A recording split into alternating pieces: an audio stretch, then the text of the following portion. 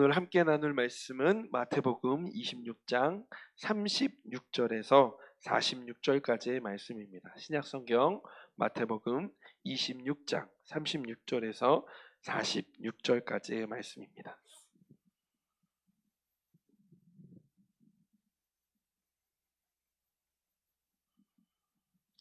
다 찾으셨으면 우리 함께 한 절씩 한 절씩 우리 합독하도록 하겠습니다.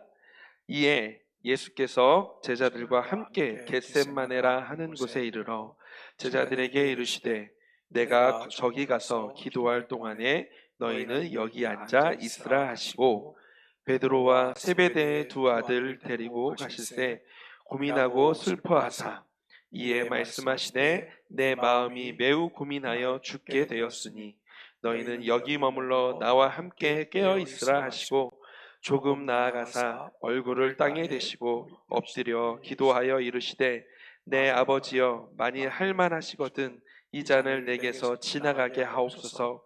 그러나 나의 원대로 마시옵고 아버지의 원대로 하옵소서 하시고 제자들에게 오사 그 자는 것을 보시고 베드로에게 말씀하시되 너희가 나와 함께 1시간도 이렇게 깨어 있을 수 없더냐.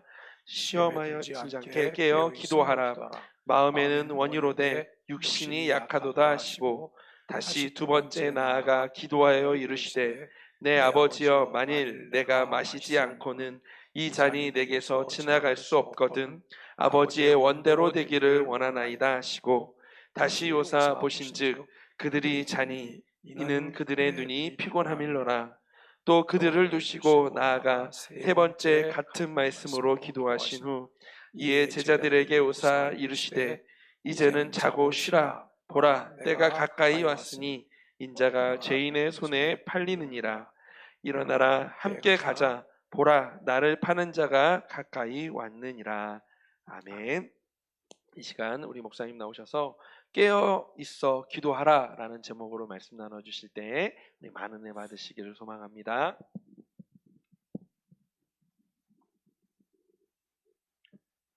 하나님 감사합니다. 지난 밤도 눈동자 지켜주시며 인도하여 주시다가 우리에게 새날 주시고 새벽 미명에 주님의 은혜를 사모하며 주님의 은전을 아울 수 있도록 은혜 주시니 진심으로 감사합니다. 교회에 있던지 가정에 있던지 각기 하나님 우리가 속한 일터에 있던지 하나님께서 우리와 함께 하시며 인도하여 주옵소서. 이 시간도 주님의 은혜를 사모하며 갈망하오니 하나님 우리에게 말씀하여 주시고 주님 도우시옵소서. 하나님 이 시간도 하나님 마음의 소원을 담아서 간절한 마음으로 하나님 비전 씨앗 헌금을 하나님 앞에 드리는 손길들이 있사오니 주님 기억하여 주시고 은혜 주시기를 기도하고 원합니다. 다음 세대를 위하여 기도하며 헌신하오니 하나님 아버지 우리 소망의 교회가 하나님 다음 세대와 함께 하나님이 기뻐하시는 하나님의 나라를 이루어가기에 부족함이 없도록 인도하여 주옵소서. 예수님의 이름으로 기도하옵나이다. 아멘. 할렐루야. 우리 옆에 계신 분들과 함께 한번 인사하실까요? 주님의 이름으로 사랑하며 축복합니다.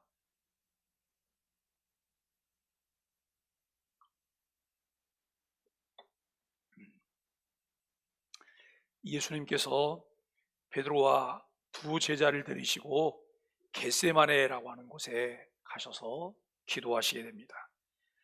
예수님은 고민하고 슬퍼하시면서 땅에 엎드려 기도하시는데 이 아버지의 뜻대로 하시기를 간구하시고 자는 제자들에게 예수님 말씀하십니다. 깨어있어 기도하라. 세 번째 기도하신 후 제자들에게 이제 자신을 파는 자들이 가까이 왔다라고 하는 것을 말씀하시는 것이 오늘 본문에 요약된 내용입니다. 여러분 36절로 39절까지 말씀해 보면 아버지의 원대로 하옵소서라고 기도하십니다. 기도는 우리들이 해야 될 의무이며 노동 같은 것이라고 생각하는 분들도 많이 있습니다.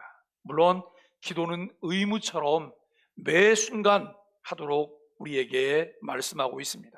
그러나 기도는 피조물인 인간이 창조주 하나님과 교제할 수 있는 통로이며 특권이다라고 하는 것을 우리가 생각하면서 하나님께 감사할 수 있습니다. 영적 건강을 위해서 매 순간 쉬지 않고 우리가 하나님 앞에 기도해야 합니다. 또 신앙의 깊이와 성숙 정도에 따라 기도에 대한 이해가 다르게 나타난다라고 하는 것도 우리는 알게 됩니다. 이제 내게 어떤 필요가 생겨서 하나님의 도움을 요청하게 되는 것으로부터 나의 뜻이 아닌 아버지의 뜻에 이제 그 뜻을 발견하고 그의 뜻에 나의 의지를 굴복시키는 과정이 기도다라고 하는 것을 우리는 알게 됩니다. 예수님께서 인류의 구원을 위해서 목전에 놓인 고난의 잔으로 인해서 마음이 괴로워 죽을 것 같은 고통을 느끼고 계십니다. 여러분, 구약에서 잔은 주로 하나님의 진노로 나타나기도 한다라고 하는 것을 알게 되는데요, 예레미야 25장 15절 말씀에 보니까 여러분 이렇게 말씀하고 있습니다. 너는 내 손에서 이 진노의 잔을 받아라고 말씀하십니다. 이 진노의 잔은 세상 모든 죄에 대한 심판으로 하나님께 버림을 받아야 하는 이제 이 고통을 담고 있는 것임을 알게 됩니다. 이에 예수님은 깊은 고뇌 가운데 기도의 자리로 나아가십니다. 할 수만 있다면 피하고 싶은 길이지만 몇 차례 반복해서 기도하시며 온 세상 구원하시고자 하시는 하나님의 계획에 아버지의 원대로 순종하시기로 결정하시는 모습을 우리는 보게 됩니다. 어쩔 수 없어서 그냥 내가 어쩔 수 없기 때문에 받아들여야 돼, 이것이 운명이야, 여러분, 이런 것이 아니라 하나님의 뜻이 무엇인가를 깨닫게 되고 여러분 그 일에 능동적으로 순종하고 자발적으로 순종하는 것이 여러분 신앙이다라고 하는 것을 우리는 생각하게 되어집니다. 예수님의 이 기도 속에서 우리가 함께 나눌 수 있는 부분들이 무엇일까요? 이 예수님의 기도는 인간적인 모습과 함께 자기 뜻을 꺾을 뿐만 아니라 하나님의 뜻에 온전히 순복하겠다고 하는 결단을 담고 있는 기도인 것을 알게 됩니다. 예수님은 자신이 원하는 바를 간절히 구하시지만 그럼에도 오직 하나님의 뜻만 이루어지게 해달라고 하심으로써 온전한 기도의 모범을 보여주시고 있는 이런 부분도 우리가 발견하게 됩니다. 우리 역시 환난에서 건져달라고, 어려움 가운데서 우리를 도와달라고, 우리에게 날마다 하나님께서 하나님의 비전들을 깨닫게 해달라고 우리가 하나님 앞에 간절한 마음으로 기도해야 될 것입니다. 그러나 무엇보다도 하나님의 뜻을 앞세우고 거기에 온전히 순복하고자 하는 마음의 자세와 준비가 되어 있어야 할 것입니다. 고난의 길일지라도 하나님의 길을 따를 때 그곳에 하나님의 나라가 임한다고 하는 것을 우리는 분명히 깨달으면서 하나님 앞에 그렇게 나아갈 수 있게 되기를 주님의 완전히 축원합니다. 여러분, 우리가 함께 나눌 수 있는 것은 예수님의 마음이 죽을 지경까지 괴로우셨던 이유는 도대체 무엇이었을까를 생각합니다. 우리도 하나님의 뜻을 위해 죽을 지경까지 고통스러웠던 일들이 있었는지 우리가 함께 우리 자신들을 돌아보게 되기를 바랍니다.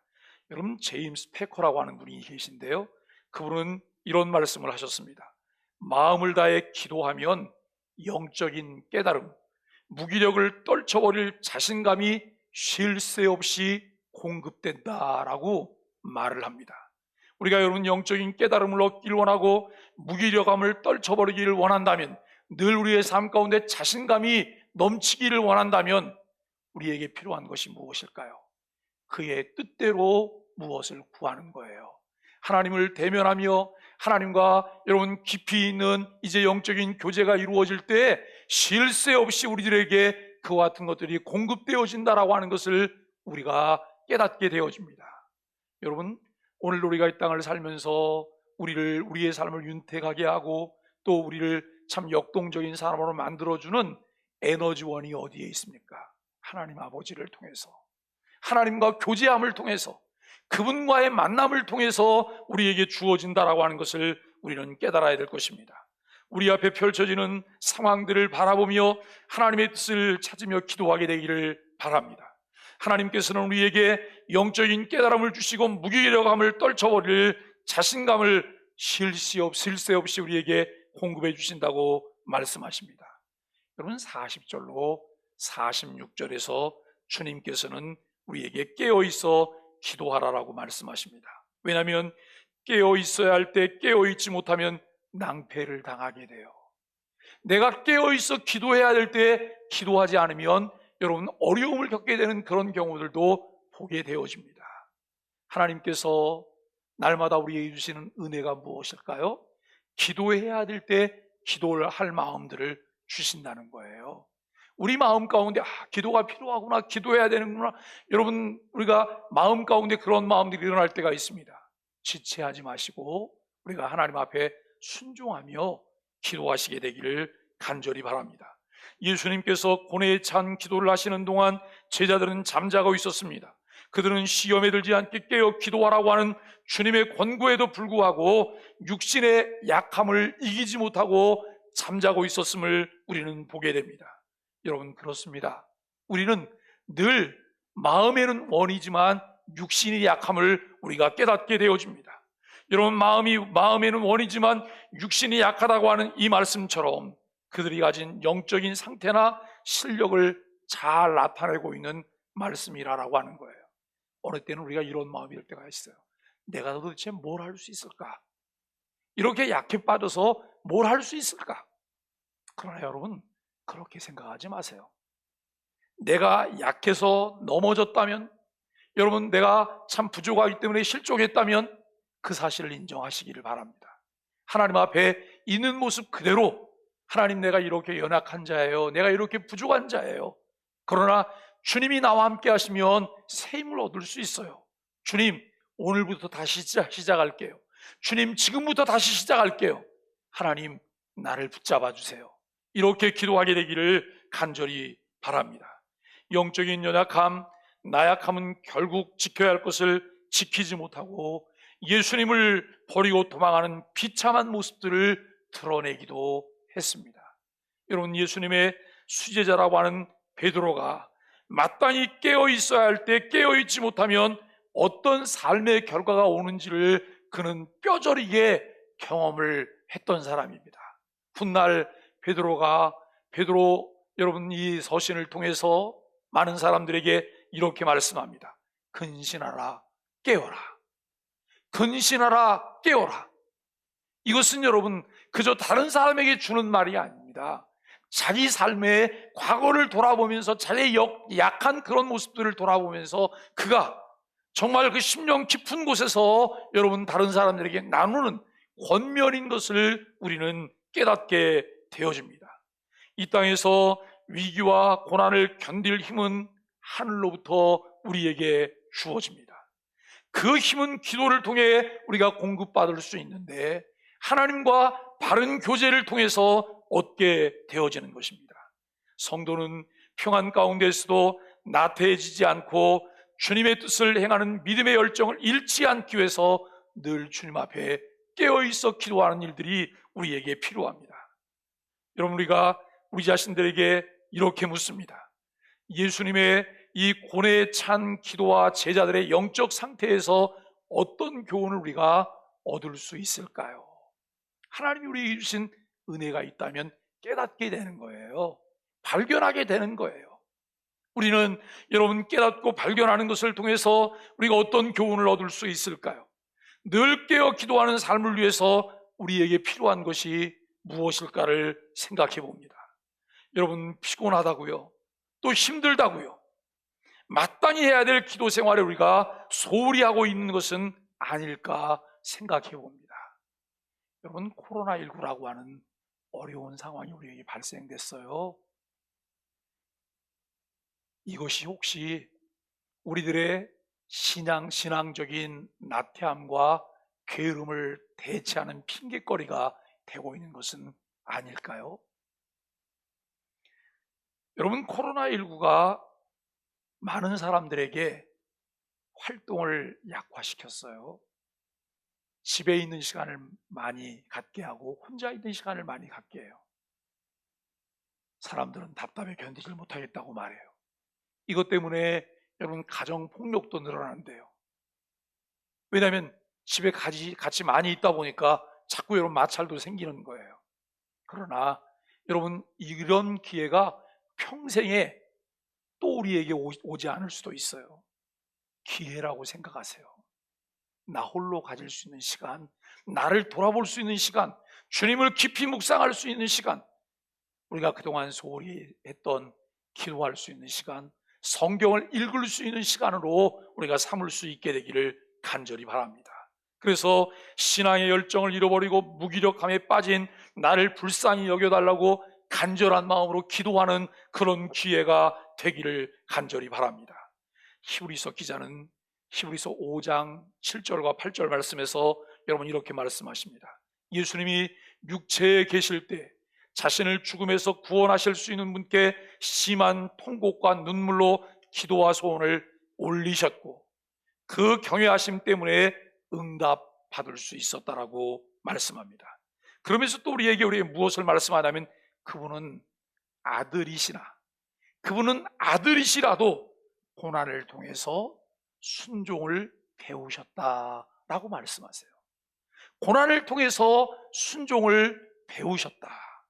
우리가 여러분 하나님에 대한 신뢰를 가지고 있고 하나님에 대한 분명한 믿음이 있다고 한다면 우리 앞에 펼쳐지는 어떠한 상황들일지라도 우리는 두려워할 필요가 없다는 거예요.